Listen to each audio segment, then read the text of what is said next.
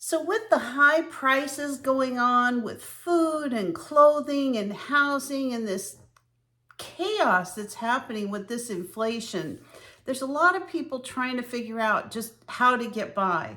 Well, I'm going to give you some great tips that our ancestors used to do during the Great Depression. These are going to be self-sufficiency tips that are going to help us survive this inflation that's going on in our world today. So during the Great Depression, one of the first things that happened, because there was such a shortage of food and the dollar had been devalued and the stock market collapsed, one of the things that the government did, because we were also at war, was that there was a lot of foods and different types of things that were just not available to people. So the government put together a plan to have home people who owned homes, people who lived in homes, rented, worked together on farms. They put together something called a victory garden. Now, this victory garden, there was actually a pamphlet that was developed by the government, and it gave a list of all the different vegetables that you could grow and the way that you could survive a family of 4 by eating out of your garden. And many of these things, people pulled together, not just in the United States, but this got popular all over the world. And so a lot of people became home gardeners. Farmers put aside extra space that other people in the neighborhood could farm or garden or that type of thing. And this helped a lot of people survive during the Great Depression. Now, a lot of people now, since grocery stores have come into being, we didn't used to have grocery stores like we do today. I mean, way back when our great grandma and great grandpa were alive, they didn't run into the grocery store. They may have had a community store, they may have bartered with neighbors and things like that, but primarily they took care of themselves. They were self-sufficient. So one of the best ways that you can work on being self-sufficient is by growing fruit trees, by having a small garden or a large garden, and growing things that you would normally be buying at the grocery store. Now, a lot of people have already adapted eating less meat and eggs just because those have gone through the roof. I mean, who can afford ribeye steak anymore? Really, who's going to pay $50 to have a steak? Or $10 for a dozen eggs? I mean, it's ridiculous. So a lot of people are heading towards going back to the old ways of vegetables, vegetarian, maybe small amounts of meat to flavor food. So if you have area in your backyard, your side yard, your front yard, whatever your situation is, if you can put together a small garden, it's spring right now. There's still plenty of time to put a garden together if it's something you're interested in. And it can help you save money. It can help you to eat more organically. And it's really good for you to work out in the garden. It's just really healthy. So number one, for being self-sufficient, that our great-grandparents and our grandparents did, was that they grew their own food. Number two on my list is they didn't just grow their food, they preserved their food. So my grandfather was an avid gardener. A lot of his brothers were avid gardeners, and that's where I picked it up, was from my grandparents. I love gardening. I've had a garden since I was a little girl. I love everything about it.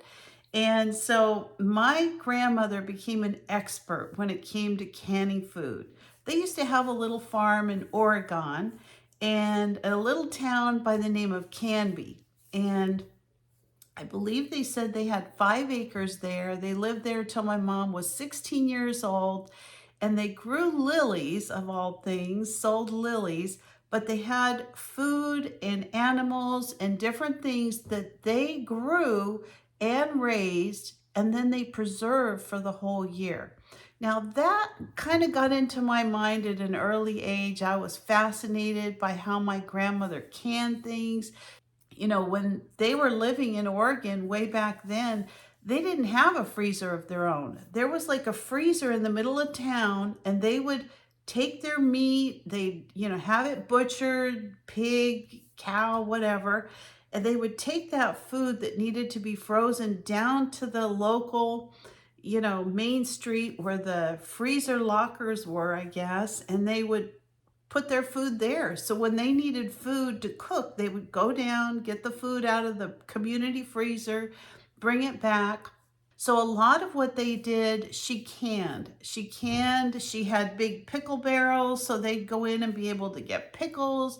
They had chickens, so they raised all their chickens fresh. They would kill them and then cook them that night. They also had fresh eggs. So a lot of those things they didn't have to mess with going to the freezer.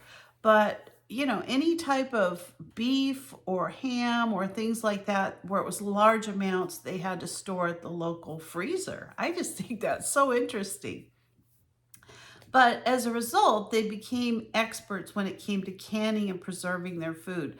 My grandfather did a lot of smoking and drying his food. So they also did a lot of fishing. My grandpa was a fisherman, so he would go catch salmon on a lot of those beautiful Oregon rivers. And he would bring the salmon back, he would clean it, then they would start smoking it. They would put it in smokers and they'd smoke it and preserve it that way. And just all kinds of things like that. They would make beef jerky and, salmon jerky and all kinds of things. So a lot of those things we've lost as generations since then. People have, like I said, gotten used to running to the store every time they're out of, a can of milk or peaches or something like that. But when our grandparents ran out, they would go to their cupboard, they'd go to the cow, they'd go to the chickens. I mean, they would figure out how to do it, and they were extremely self-sufficient. So that's something that you can do. On YouTube, there's tons of videos on how to be self-sufficient with your garden and your fruit trees and your animals and things like that, by canning, by preserving, by freezing, by all kinds of things.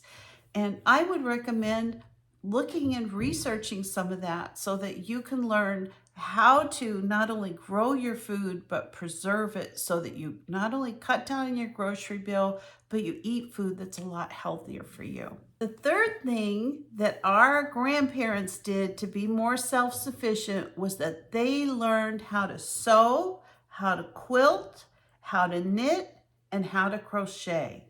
Now, those were primarily things that the women did.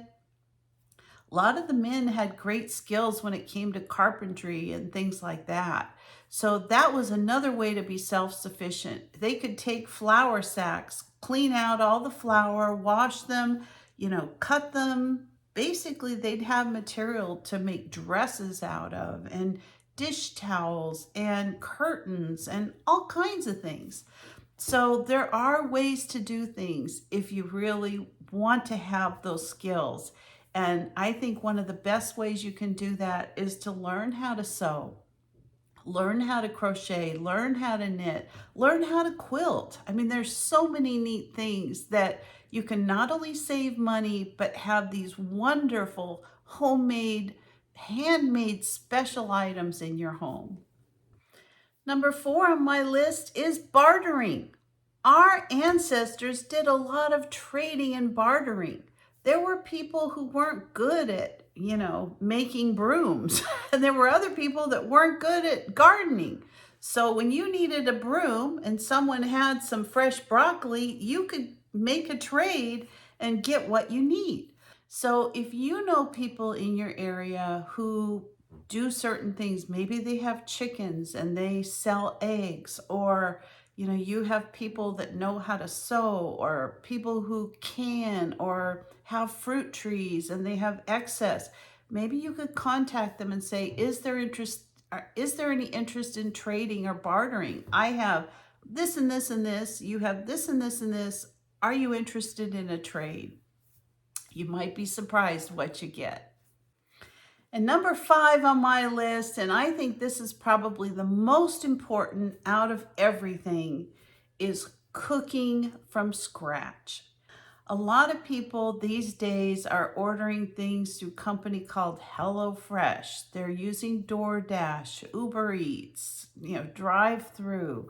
Even when they go to the grocery store, if you're not looking on the outside meat and dairy and the outside fruits and vegetables, the inside is primarily prepackaged foods. And so much of that is sold. I understand it's because a lot of people are busy and they work full time and they're trying to take care of families. But there's a lot of ways that you can learn how to cook from scratch that don't take a lot of time and effort. And you can look up all kinds of 15-minute meals, things honestly that you would be able to make just as quickly from a pre-packaged thing that's got all these nasty things in it versus something you could make fresh. One of the things I do when I'm in a big hurry and I want something really good, especially in the middle of my summer when I have a lot of fruits and vegetables, is that I go out to the garden, I pick. I go in and I can throw together a stir fry, maybe a few pieces of chicken with it, stir fry it, put it over a bed of rice or quinoa or riced cauliflower, and I have an amazing meal. And there's all kinds of things like that, 15 minutes. So those are my 5 things that we can learn from our ancestors on how to be self-sufficient that they did during the Great Depression. And I hope some of this is helpful to you. I hope you'll kind of try to think outside the box. If you're having trouble with food insufficiency, if you're having trouble, you can't afford to feed your family healthy because food prices are through the ceiling, maybe try some of these other things as alternatives. Not only are you going to save money, you're also going to be able to eat more healthy. And I think both of those are super important. So thanks for watching today. If you're not a subscriber to my channel, please consider subscribing. Give me a like, a thumbs up, or ring that bell for future notifications, and I'll see you next time. Bye-bye.